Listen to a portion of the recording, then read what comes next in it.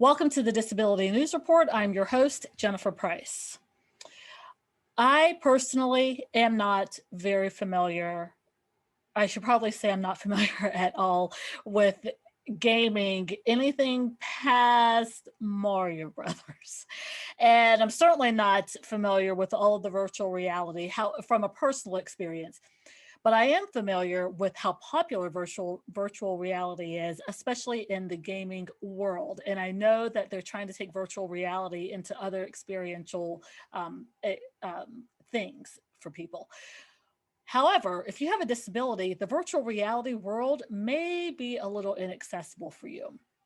My guest today is Greg Bednarski. He's the CEO and founder of Walkin VR, which is a software program that allows people with disabilities, such as someone with cerebral palsy, for instance, to still be able to benefit from the virtual reality games with his software.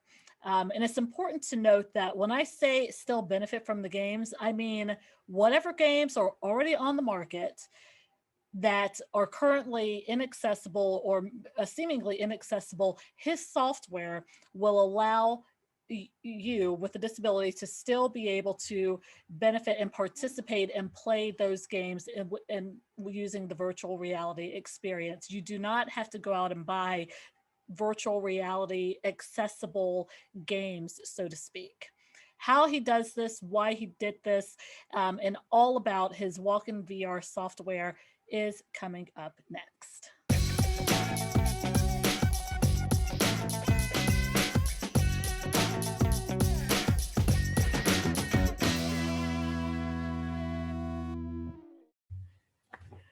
So, Greg, thanks for being on the show today. I appreciate you talking about your virtual reality program. If you can, I guess if I could just get started as to, who you are and why you decided to create Walkin VR. Okay, so the project started like 2017, and it was so the truth is that I discovered this by mistake. I was trying to achieve something else. I won't go into details, but basically I created some mechanism which I used while sitting, and it allowed me to move in the game. And then I realized that, okay, so there are people who have this problem and they cannot move in virtual reality, and that's how they could actually move with this mechanism. So it's kind of, I created some motion mechanism for something else, and then I figure out that it can be useful for others. That's the So your product, I'm calling it a product, I'm assuming that's how you would call it, also Walkin VR. Is this direct to consumer? Can someone purchase this, or is this something that you offer to companies that they can then have available for their customers? Okay, let me first, if you don't mind, I will tell in 2 words what is Walkin VR, okay? Yes, yeah. So Walkin VR is a software, like a driver for virtual reality, which is based on PC. So basically, if you have PC VR, which is a PC, of course, plus a headset, and you are using it on Steam VR platform, this is basically how you launch the game. Then you can use my driver to perform some adjustments, some additional features that can be useful for person with disability. And I will just give one example. So imagine a person who can hold the controller but cannot press the buttons, right? So in such case, you have to go every time to this controller and press the button on behalf of this person. And with my solution, for example, you can use a separate controller, Xbox controller, that you use normally for gaming, and just press buttons using this controller. I call it gameplay with assistance. So this is just like I try to call this driver, and this is kind of utilities that make the gameplay for disabled people more accessible. Okay, is it clear, the explanation? It is. It is. So, what made you decide to even create the software in the first place? Okay, so like I said, I thought this is something that that should be in place, right? I don't know how to say it otherwise. Do you I have just any sort of personal or even familial connection to? no. I just thought this is something that is very easy and useful for people um, to sorry. Um, like I said, I just thought this is something that may be useful for people, basically, right? I was a little bit surprised that it works so well, and yeah, decided to spend some time working on it, right? Mhm. I also thought that maybe if it will work very well, and if people will be using it, I will be able to let's say living from this project, right? Mhm. Unfortunately, it was not the case, and the project was on hold for almost 2 years. I was working, let's say, partially on it, and actually, thanks to this project, I figure out some other area where I could, let's say, quit the job and start my own business. And when the other project started um, working well, I was able to come back to this Walkin VR project. And in previous year, uh, in in June, I think, we basically restarted this Walking VR project by putting it in the Steam store, which is basically the game store Okay. for PC, right? Mhm. So now, it's much easier to get it installed, download, basically. Uh, yeah. And so now you're over in Europe, specifically in Poland, but is this something that's available worldwide, or is this specific to Europeans in terms Yeah. of So consumers and who can purchase it? so basically there is a like how to say, like in the past you bought the game in the store, right? You went into store and you purchased the CD or something, put it in your PC. Now you buy game in the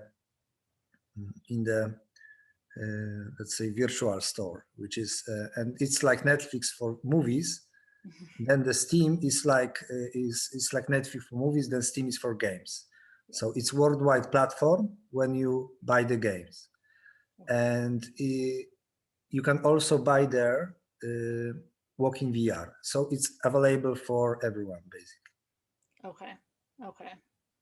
And I'm curious as to your background. Are you an engineer by trade? Okay, so I'm basically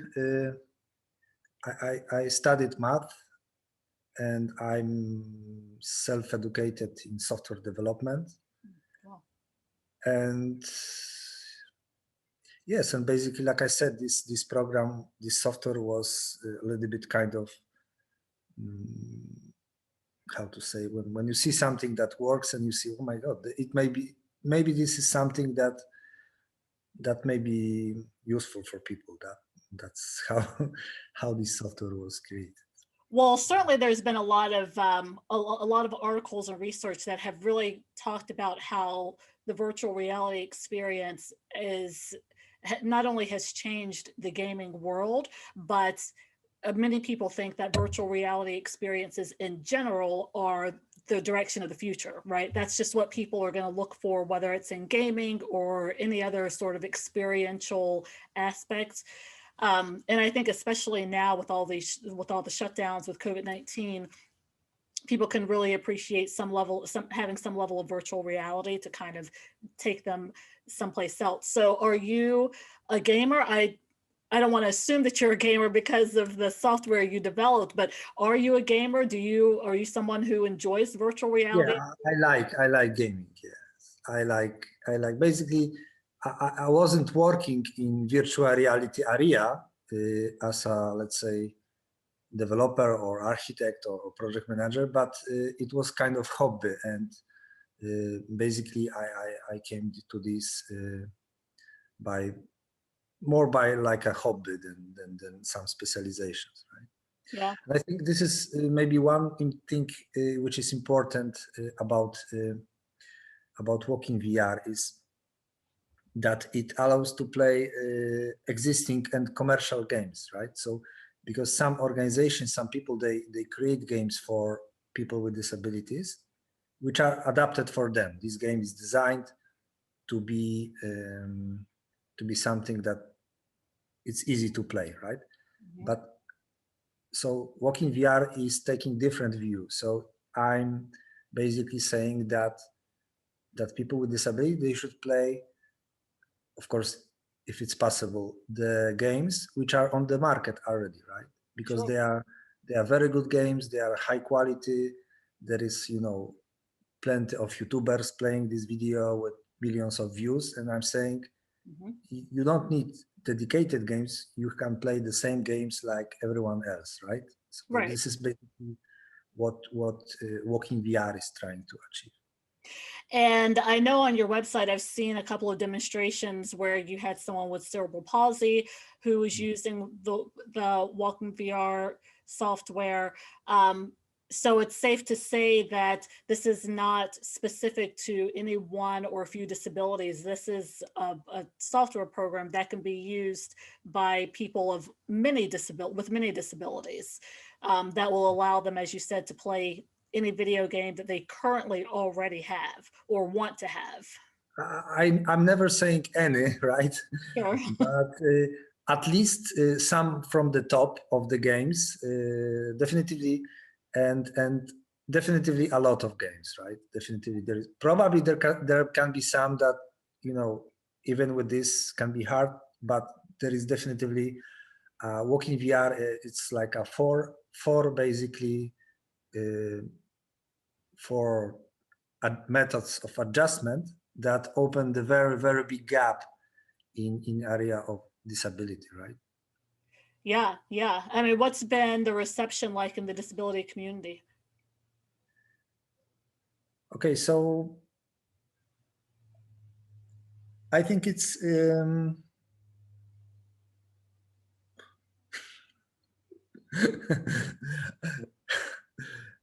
okay. So I'm trying to um, mm, I'm trying to know the people locally, right? So I know the local organizations, and if I have opportunity, then sometimes do a visit and have them do the gameplay, right? And Oh, sure. so this is kind of collaboration, right? Because they have entertainment and I have people who test, who give me feedback. And the last video for hand tracking was in the it's a group of Polish football, disabled Polish football fans. They have some group, they meet like every week or two, and basically they agree to have a VR day instead of some other activities or watching the sport. And let's say the perception is very good. I must say, they said that they would like to apply for something like this, and they say this is very good exercise for them and fun, and they can compete because there are some scores after each gameplay. So basically, I would say it's well received. Yeah, yeah. And can you just think of a few game examples that are virtual reality games that your software program is already adaptable to, that people can play? Yeah. Definitely number one. It's Beat Saber, and so for Beat Saber, we can say there are for it can be basically play with just hands without holding the controller, which is important for people who have, for example, spastic hands, and they basically, it's hard for them to hold the controller.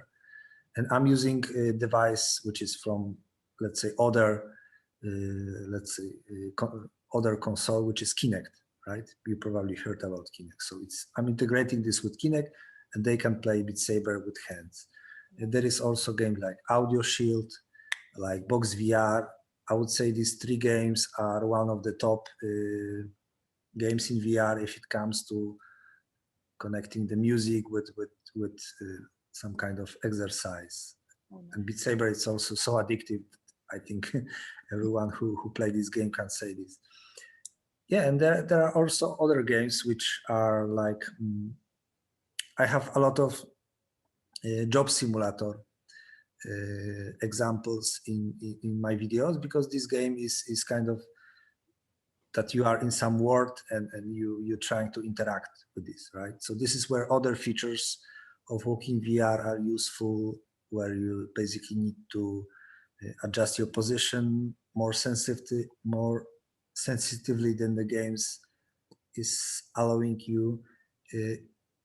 You can, for example, adjust position of controllers. So I know some people, my friends, who have muscular dystrophy, so they cannot raise hand to the level that the game is expecting. So the game, to put something in the back in the game, you need to raise it and put it here, right? So they cannot raise hand, but with Walkin VR, they can adjust the position and sometimes even the range of the controller. So the small movement for them, it's much bigger in VR and it's in different positions. So they kind of adjust these things for them.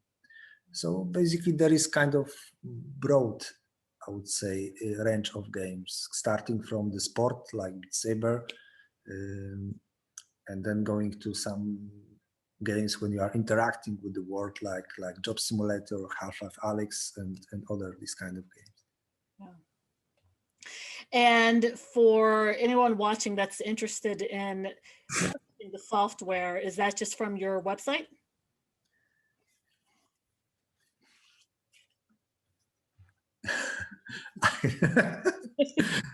You will. Yeah, I can take that out. Yeah. Okay, so it's like I said, it's on the Steam, right? I see you're not familiar with. So basically, I'm not. Is that because do I need to be in the gaming world to know Steam is? So basically, do you know Netflix, right? Yes. So Steam is like Netflix for games. Okay. Okay. You don't buy game in the store, in the shop. You buy it on Steam. Okay. So you buy game on Steam, then you buy Walkin VR on Steam, right? I see. And then the Steam is a platform for PC, right? So basically it's PC, Windows, then there is Steam. It's most popular. There are maybe 2 other or 3 other stores like Steam, but it is only for Steam, which is most popular.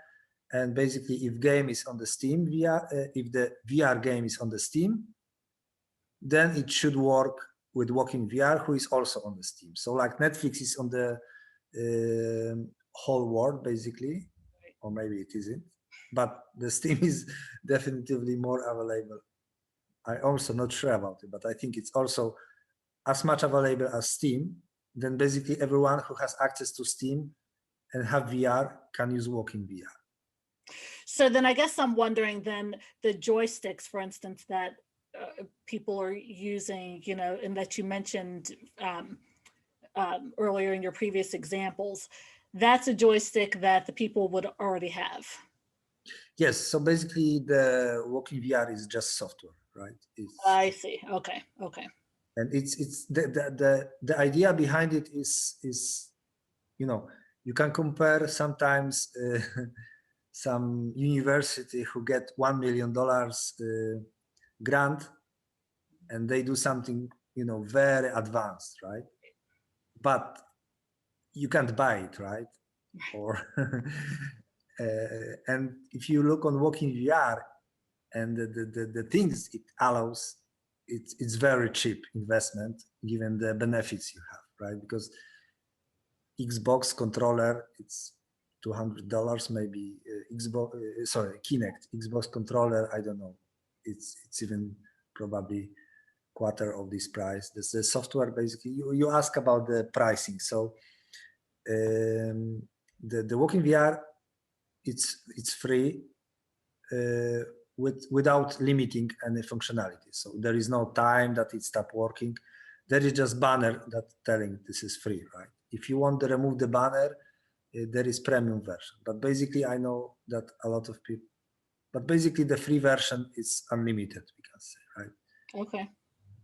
And I'm also trying deployment in commercial places, which I'm charging individually, and I have quite a few of successful deployments.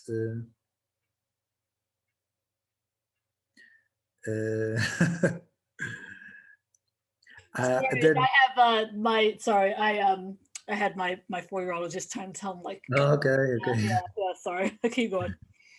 And you can find on the YouTube is Avalon Active Foundation, and they were one of the first who got it. And basically, they are doing a lot of therapy with people who are after, let's say, not orthopedical rehabilitation, like after you when your neck hurts, but they do therapy for people with neurological diseases like spinal muscular atrophy, with the cerebral palsy, with people after stroke, and they have VR room, and they say, okay, so every 2-3 sessions of the regular therapy, they go to play on the virtual reality, right? And it works very well. Actually, it's basically 3 years, and I must say that they use it regularly because we are still in contact. I have feedback from them.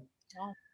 Yeah, and it works. So I'm kind of trying to have these two models. One is for individual users, so they can start basically free and then pay just once, and if they want to remove some banner, but basically it's unlimited.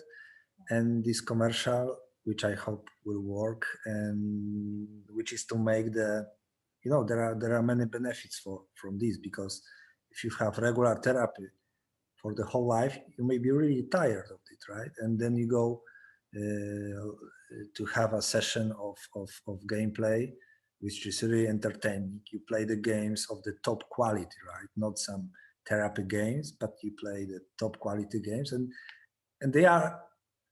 these games are really hard to, not hard, but they are engaging, right? They are engaging. They engage the body, and that's something which I think is very, very useful to have in therapy center, especially if there are a lot of people who may benefit from this, right? If you have a therapy center and there is one person with such needs for months, then maybe not. But if you have regularly this kind of people who need such therapy, then I think it works very, very well for them. And yeah, you can come back to this video. I have some also some reference from them if you would be interested. So it works very well. I Yeah, can say no, also one thing. I've seen they were testing some other gaming system, and I must say that my solution survived, right? Because I think because of the content, because these games are really from the they are from the companies who made them to earn the money, right? If the game wouldn't be top quality, then the people wouldn't buy it, right? So these games have to be really, really well designed. yeah. Well, Greg, I have to say, I'm glad that you mentioned the aspect about the therapy, because it's something that I wanted to bring up, and so I thank you for bringing that up. In that, you know, your software is allowing people to not only just enjoy virtual reality gaming for the gaming aspect, but there's also another therapeutic aspect, where there are some benefits there. So certainly I appreciate your time today and talking about it. Yes. So one thing, I cannot say that this is a therapy, right? It's Well, making therapy more varied, right? And it's basically, but it's, we couldn't say it's therapy because, you know, it has to be certified or something. right. But on the other hand, you can do therapy with a ball or with a stick, right? Yeah. Or, Yeah. so yeah. I will say that I think it has. I'll say that it's a type of therapy and has some therapeutic aspects, if nothing else, because it also engages some Yeah, level of fitness and activity. yeah, And yeah. movement and activity, of course, is very important for all of us. But it certainly can be an issue for people with disabilities in terms of how to continue to maintain physical. Yeah, and engagement is also very important. And Yes.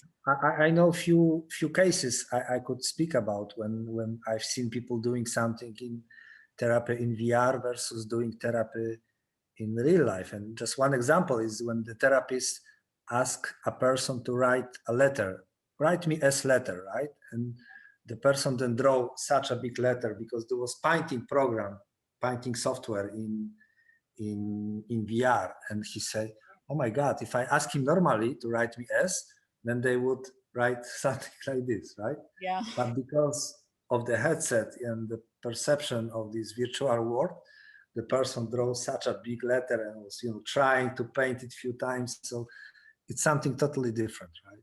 Yeah. Yeah. Well, Greg, I appreciate your time and thank you for being on the show to talk about Walkin VR. Thank you very much.